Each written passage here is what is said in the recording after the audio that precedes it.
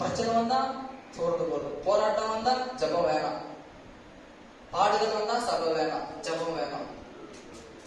எப்ப நம்ம விசுவாசத்தோட ஜெபிக்க ஆரம்பிக்கிறோங்களோ, அது எவ்வளவு மலை போல பிரச்சனையா இருக்கட்டும், எவ்வளவு மலை போல வியாதியா இருக்கட்டும், உங்க விசுவாசம் உள்ள ஜபம் துணியாவே ரட்சிக்கும். இல்லையா?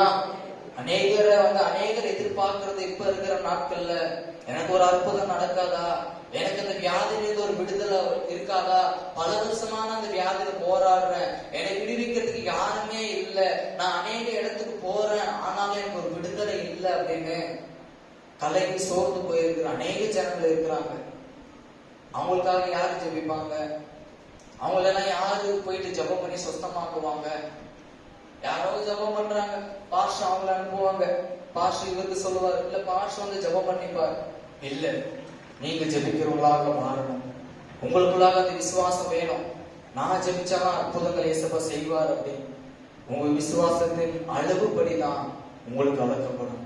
உங்க விசுவாசம் எவ்வளவு அளவு, அந்த அளவுக்கு தான் ஆண்டவர் உங்க வாழ்க்கையில அற்புதத்தை செய்வார். இல்லையா?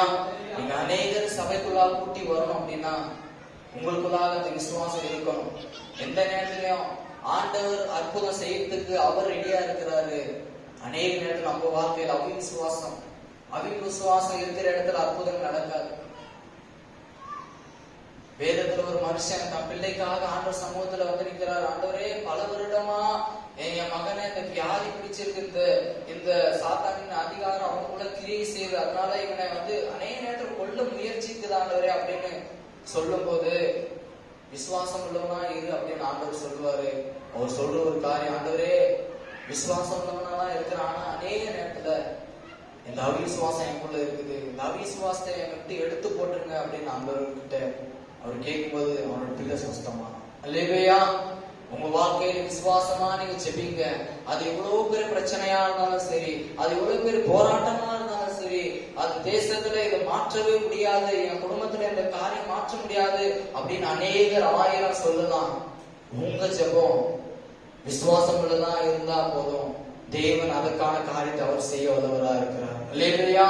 உங்க ஜெபம் விசுவாசம் உள்ளதான் இருக்கும்போது தேசத்துல ஒரு பெரிய மாற்றத்தை நீங்க பார்க்கலாம். உங்க சொந்த பந்தங்களுக்கு வியாதின்னு வராங்களா, நீங்க கை வச்சு ஜெபம் பண்ணுங்க, இயேசுவை விடுதலை தருவாரு. நாளைக்கு சபையில வந்து நிற்பான். கேளுங்க ஆண்டவர்கிட்ட, ஆண்டவரே அந்த விசுவாசத்தோடு ஜெபிக்கிற ஜெப ஆவியை எனக்குள்ள ஊற்றுங்க, விண்ணப்பத்தின் ஆவியை எனக்குள்ள ஊற்றுங்க ஆண்டவரே. என் சொந்த பந்தங்களா எவ்வளவு பேர் உங்களை அறியல இயேசப்பா, அவங்களே நான் சபைக்கு கூட்டி சேர்க்கணும், அந்த அபிஷேகத்தை எனக்குள்ள ஊற்றுங்க, அவிசுவாசத்தை என்கிட்ட எடுத்து போட்டுருங்க. நீங்க ஆண்டவர்கிட்ட கதறி கேளுங்க, ஆண்டவர் உங்களை கொண்டு உங்க சொந்த பந்தங்களெல்லாம் வச்சுப்பாங்க. இல்லையா?